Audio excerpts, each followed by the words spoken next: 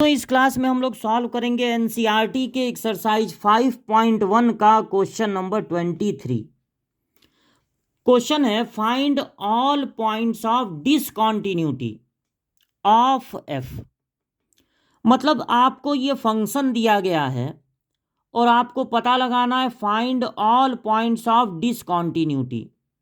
मतलब अगर इस फंक्शन का ग्राफ बनाया जाए तो एक्स की किस किस वैल्यू पर हमको पेन उठाना पड़ेगा, कब कब ये फंक्शन हो जाएगा डिसकंटीन्यूअस। तो देखिए, अगर फंक्शन का इंफॉर्मेशन जीरो पे दिया गया है, जीरो से कम होने पे फंक्शन कुछ और है, जीरो के इक्वल या ग्रेटर देन जीरो होने पर फंक्शन कुछ और है, कभी साइन एक्स बाई एक्स है तो कभी एक्स प्लस वन है। इंफॉर्मेशन अगर जीरो दिया गया है तो हम लोग कॉन्टिन्यूटी को चेक करेंगे at x equal to zero. अगर पाई पर इंफॉर्मेशन दिया गया होता तो पाई पर चेक करते, जिस पर इंफॉर्मेशन दिया जाएगा उसी पे चेक करेंगे। अगर उस पे आता है डिसकॉन्टिन्यूअस, जैसे जीरो पे चेक किए और जीरो पे आता है डिसकॉन्टिन्यूअस, तो आंसर में लिख देंगे कि ये फंक्शन जीरो पर डिसकॉन्टिन्यूअस होगा। अगर जीरो पर कॉन्टिन्यूअस आ जाता है तो हम कहेंगे कि ये फंक्शन डिसकंटीन्यूअस कभी नहीं होगा, ये फंक्शन डिसकंटीन्यूअस कभी नहीं होगा, क्योंकि हमारा जो फंक्शन है या तो साइन है, साइन कभी डिसकंटीन्यूअस होता ही नहीं है, या तो एक्स प्लस वन है यानी पॉलिनॉमियल, पॉलिनॉमियल कभी डिसकंटीन्यूअस होता ही नहीं है। यहाँ पर साइन एक्स बाई एक्स है तो नीचे एक्स है, अगर एक्स जीरो ना हुआ तो ये कभी डिसकंटीन्यूअस नहीं होगा। मतलब डर केवल जीरो पे है, अगर डिसकंटीन्यूअस होना है तो जीरो पे होगा वरना कहीं नहीं होगा। तो हम जीरो पर चेक करेंगे। अगर जीरो पर कॉन्टिन्यूटी चेक करनी है तो हमको तीन चीज फाइंड करना पड़ेगा। इस फंक्शन की क्या वैल्यू है एक्स इक्वल टू जीरो पे, फिर हमको पता लगाना होगा left hand limit at x equal to zero, और तब लास्ट में पता लगाएंगे right hand limit at x equal to zero. Function की वैल्यू अगर जीरो पे पता लगानी है तो फंक्शन में एक्स की जगह रख देना है ज़ीरो। लेफ्ट हैंड लिमिट पता लगानी है ज़ीरो पे तो ज़ीरो से थोड़ा कम रख देंगे, और राइट हैंड लिमिट अगर जीरो पे पता लगानी है तो जीरो से थोड़ा ज़्यादा रख देंगे, और यहाँ कर देंगे limit h tends to zero. जो थोड़ा ज़्यादा या थोड़ा कम रखते हैं उसको एच से रिप्रेजेंट करते हैं। तो फंक्शन में अगर एक्स की जगह रखना है ज़ीरो, जब एक्स की वैल्यू ज़ीरो के इक्वल है, एक्स की जगह जीरो रखना है तो वो ऊपर नहीं रखेंगे क्योंकि यहाँ पे नहीं ना इक्वल टू का साइन है। जब एक्स की वैल्यू जीरो है तो इस नीचे वाले में एक्स की जगह ज़ीरो रखना है, तो ज़ीरो प्लस वन हो जाएगा वन।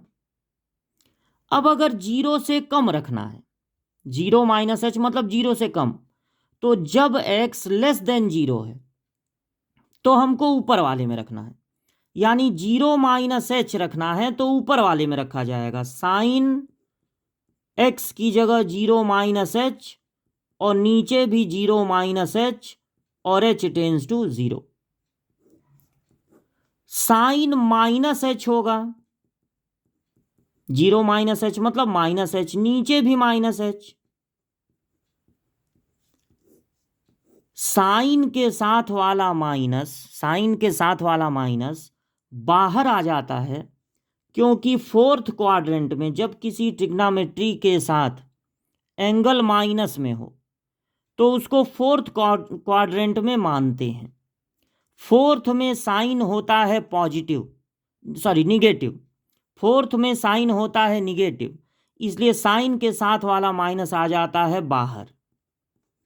नीचे है minus H, minus minus cancel हो जाएगा। अब ये लिमिट का फार्मूला होता है जो 11th क्लास में पढ़ाया गया है कि अगर साइन एक्स बाई एक्स है और एक्स टेंस टू जीरो है तो इसका लिमिटेशन होता है वन। यहाँ पर साइन एच बाई एच है और एच टेंस टू जीरो है तो इसका लिमिटेशन हो जाएगा 1, यानी ये दोनों वैल्यू इक्वल आ रही है। अब 0 + h रखना है, मतलब 0 से ज़्यादा रखना है। तो जब x की वैल्यू ग्रेटर देन 0 होगी तो ऊपर वाले में नहीं रखना है, नीचे वाले में रखना है, क्योंकि x जब ग्रेटर देन 0 होगा, 0 + h मतलब 0 से ज़्यादा यानी ग्रेटर देन 0, तो नीचे वाले में रखा जाएगा। जहाँ x है वहाँ पर आप रख देंगे 0 + h, फिर बाद में +1 है और लिमिट कर देंगे h टेंस टू 0। अब h की जगह फिर 0 रखेंगे +1, तो कुल मिला के आएगा 1। ये भी 1, ये भी 1, ये भी 1, तीनों आपस में इक्वल हैं। इसका मतलब है कि जो पॉइंट्स ऑफ डिसकॉन्टिन्यूटी पूछा था, 0 पे चेक करना था क्योंकि इंफॉर्मेशन 0 पे दिया था, 0 पे कॉन्टिन्यूअस आ गया, मतलब ये डिसकॉन्टिन्यूअस कभी नहीं होगा। तो पॉइंट्स ऑफ डिसकॉन्टिन्यूटी होगा नन, कोई ऐसा पॉइंट नहीं है जिस पर ये डिसकॉन्टिन्यूअस हो। इसका ग्राफ लगातार बनता जाएगा, कहीं पेन उठाने की जरूरत नहीं पड़ेगी।